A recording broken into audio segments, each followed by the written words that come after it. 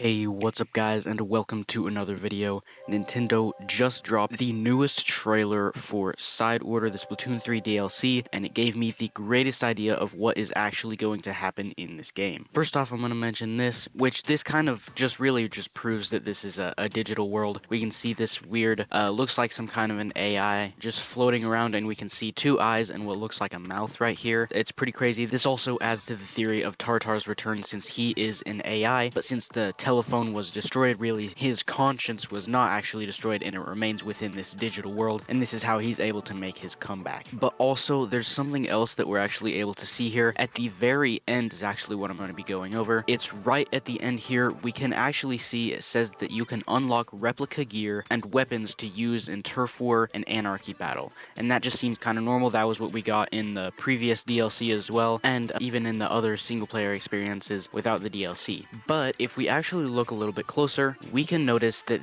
this person's clothes are actually all in the game except for this one piece of headgear. And now the important thing about this is that we got that same thing from the Octo expansion. There's one piece of headgear after you beat Inner Agent 3, the golden toothpick.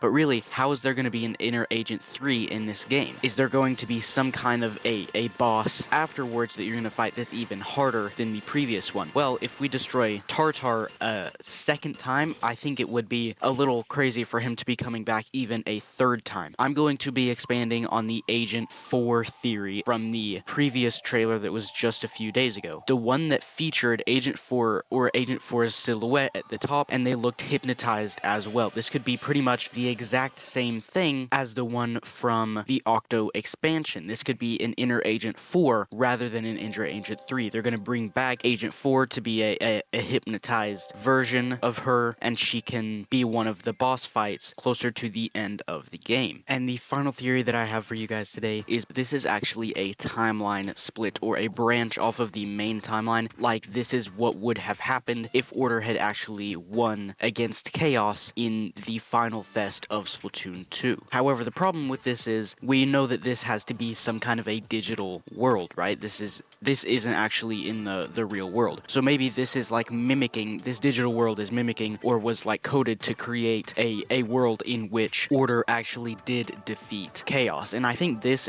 makes a little bit more sense than an entire new timeline split, because then that would just be like, where did this digital world come from? And if we know that this Inkopolis Square actually takes place within this digital world, how would it have come from both the digital world and from the timeline split? A digital world was just created to say, what if?